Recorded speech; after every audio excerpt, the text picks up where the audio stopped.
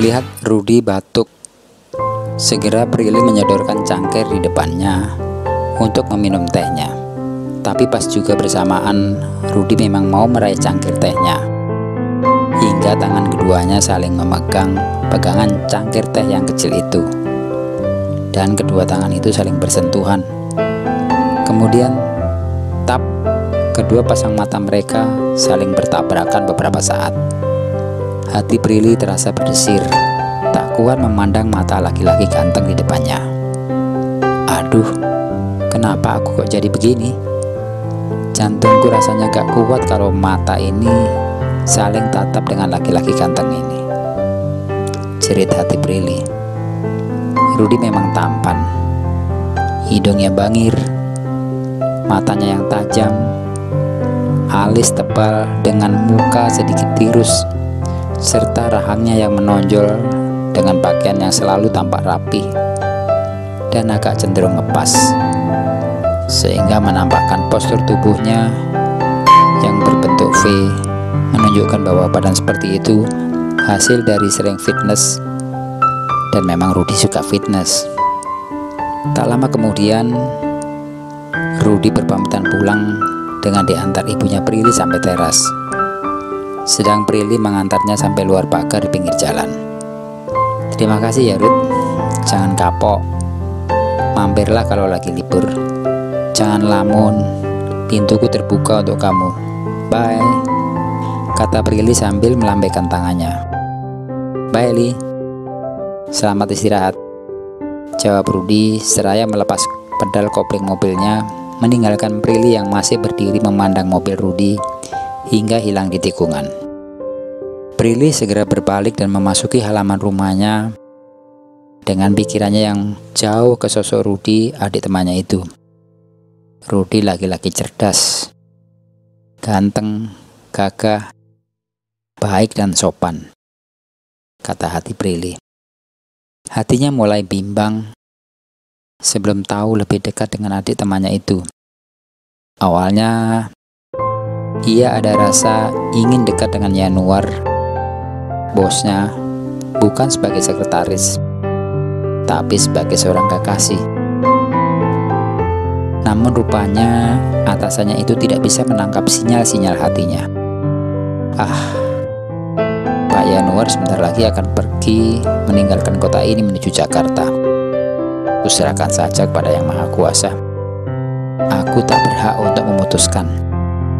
Setelah melewati pintu ruang tamu, tiba-tiba ia dikejutkan Pak Satpam yang memanggilnya. Maaf non, ada tamu laki-laki yang tadi, katanya ada barang non yang tertinggal. Oh, Rudy namanya Pak, tolong bukakan pintunya ya Pak, kata Prilly segera menuruni anak tangga teras menghampiri Rudy yang sudah menenteng sebuah tas kecil milik Prilly. Li, ini milikmu kan? Aku tak berani membukanya. Aku tahu ada tas saat ada suara dering HP dari dalam tas ini. Makanya aku segera memutar kemari. Oh iya Ruth, makasih ya, aku kelupaan. Sebelum kamu pergi, boleh minta nomor HP-mu ke Ruth? Setelah memberikan nomor handphonenya pada Prilly, Rudy pun segera undur diri menuju rumahnya. Sementara dalam perjalanan pulangnya, Yanuar berdua Weni menyusuri jalanan yang tergenang air hujan secara perlahan. Hujan masih belum reda. Sesekali terlihat kilat cahaya petir. Wah, hari ini aku capek sekali Wen. Mana besok harus ke Malang lagi, kata Yanuar sambil menyalakan tip mobilnya. Jam berapa kamu berangkat Yan? Nunggu sarapan dulu apa enggak? Tanya Weni. Enggak Wen, jam 6 harus sudah meninggalkan Surabaya. Biasanya aku mampir sarapan di Purwosari. Di sana ada depot Alkmaar. Pagi-pagi pas banget sarapan soto ayamnya memang enak, jelas Yanuar. Rupanya kamu sudah pernah atau sering ke depot itu ya Yan?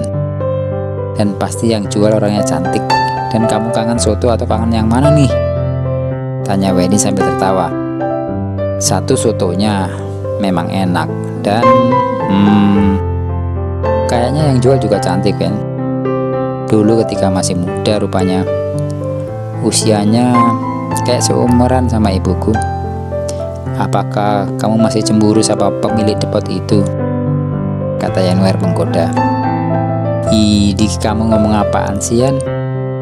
Siapa tahu kamu termasuk kategori manusia dengan tipe senang buka cabang, seperti banyak orang-orang lakukan sekarang ini. Jawab ini dengan setengah gugup mendengar jawaban menohok dari Yanuar. Aku merasa lega dengan jawaban Yanuar.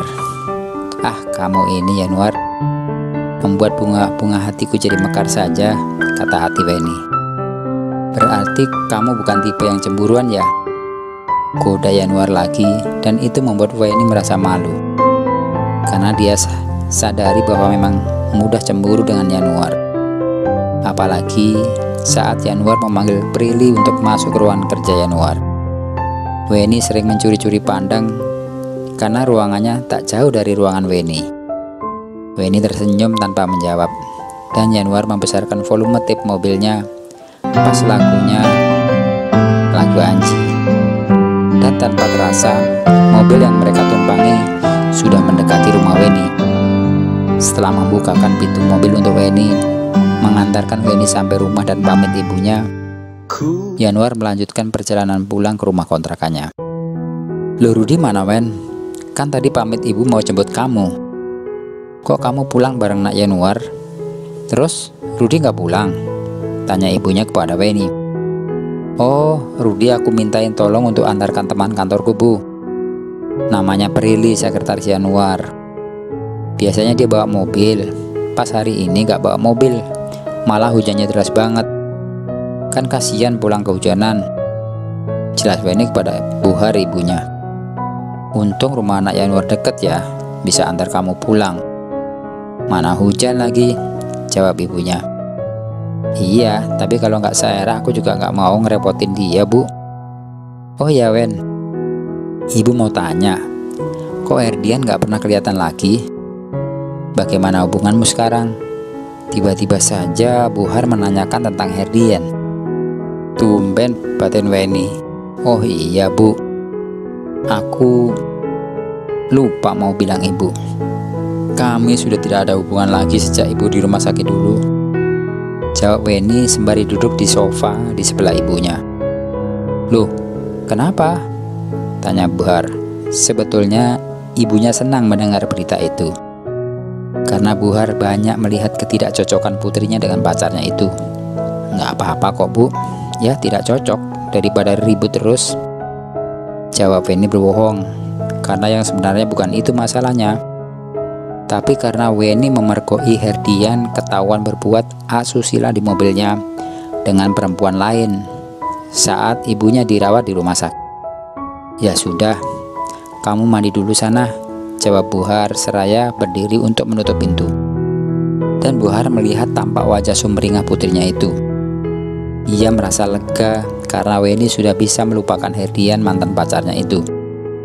Sementara di tempat lain, di dalam mobil Jessica, Herdian mengemudikan mobilnya berjalan menyusuri gerimis jalanan yang padat itu. Jadi itu laki-laki yang katamu pacarmu itu, Jess? Tanya Herdian kepada Jessica sambil mengelus pipi perempuan sebelahnya itu. Iya Her, namanya Rudi, anak kuliahan. Sekarang aku sudah cukup alasan untuk putus Her.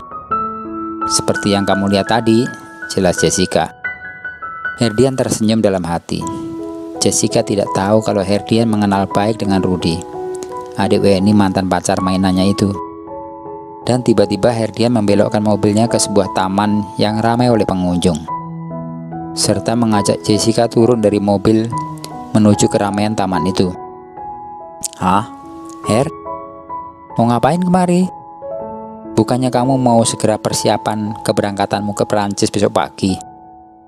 Ayolah sebentar, aku mau tunjukkan sesuatu padamu, kata Herdian sambil menggamit lengan Jessica dengan mesra. Herdian hampir saja lupa kalau ia tadi berbohong akan berangkat ke Perancis, seperti yang pernah dilakukannya terhadap Weni. Dan sesampai di antara orang-orang di bawah penerangan lampu taman, Herdian mengeluarkan sesuatu dari dalam sakunya, seraya ia bertekuk lutut di hadapan Jessica, serta membuka sebuah kotak merah seukuran korek api. "Jess, maukah kamu menikah denganku?" kata Herdian selanjutnya. Jessica terperangah melihat kondisi yang tak terduga-duga itu. Ia sangat bahagia. Maka tanpa berpikir panjang lagi, ia segera mengangguk. "Mau, Her, aku memang sedang menunggunya." Herdian bangkit dan memasangkan cincin di jari manis Jessica, seraya mengecup keningnya. Mereka sudah tak peduli lagi dengan keadaan sekelilingnya yang ramai orang-orang tua dan anak-anak kecil. Berpelukan mesra, saling berpagut. Akhirnya mereka kembali ke mobil dan langsung menuju apartemen Jessica setelah diusir beberapa ibu yang sedang mengawasi anak-anaknya bermain di sekitar tempat itu. "Dasar manusia nggak tahu malu," kata ibu-ibu itu bersungut, dan terdengar banyak orang-orang bertepuk tangan sambil berteriak. Sampai di apartemen, tanpa bicara sesuatu, Herdian langsung menuju kamar Jessica dan merebahkan dirinya di kasur. "Kamu nggak mandi dulu, Her?" tanya Jessica. "Aku mau mandi dulu," lanjut Jessica. Herdian tak menjawab dan menarik lengan Jessica hingga tubuh Jessica jatuh menindih Herdian. Belum sempat Jessica memperbaiki tubuhnya yang miring, Herdian merengkuhnya. Beberapa ciuman sudah mendarat. Jessica tak kuasa menahannya karena ia lantas tersengal membalas ciuman Herdian yang tanpa jeda. Setelahnya, Jessica merasa sangat bahagia telah mempersembahkan sesuatu yang berharga kepada tunangannya yang baru saja memasangkan cincin di tangannya itu. Herdian sudah terlelap di samping Jessica dengan sebelah tangannya masih memeluknya. Hari sudah mulai pagi. Tangan Herdian yang masih melingkar di perut Jessica perlahan dilepaskannya. Dengan perlahan Jessica mencium kening Herdian yang masih belum menunjukkan tanda-tanda bangun. Namun ia terkejut ketika Jessica beringsut untuk turun dari ranjang, karena dengan cepat tangan Herdian menariknya hingga berdua mereka mengulangi ritualnya dan berakhir dengan kelelahan. Setengah jam berlalu, Jessica sudah duduk sendiri di sofa. Ia tersenyum mengingat rentetan kejadian kemarin malam, di mana ia kepergok berdua Herdian dengan Rudy yang saat itu masih berstatus pacar. Dan malam itu juga Herdian melingkarkan cincin di jarinya. Yang selanjutnya ia berdua Herdian tidur di apartemen ini. Tapi ia segera menyadari bahwa mestinya mereka tak harus melakukannya, karena besok Herdian sudah meninggalkannya menuju Perancis. Bagaimana dengan diriku yang ditinggalkan? Bagaimana kalau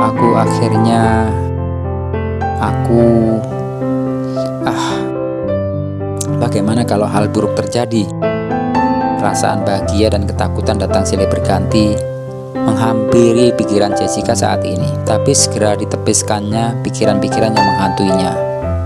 "Aku sangat bahagia saat ini mendapatkan laki-laki tangguh yang bermasa depan. Aku sangat mabuk cinta dengan Herdian saat ini. Aku sangat bahagia, sangat." Dan ketika HP di meja berdering, ia pun segera mengangkatnya. Ternyata hanya miss call dari Rudy, pacar yang baru semalam mengatakan putus dengannya. Dan ia terkejut ternyata Rudy mengirimkan 2 foto. Pertama, Herdian duduk mesra dengan Weni kakak Rudy. Yang kedua, cincin Weni yang di close up sama persis dengan cincin yang dipakai Jessica pemberian Herdian semalam. Jessica jadi bertanya-tanya. Nah, sahabat, bagaimana cerita selanjutnya? Tunggu ya. Terima kasih sudah mengikuti.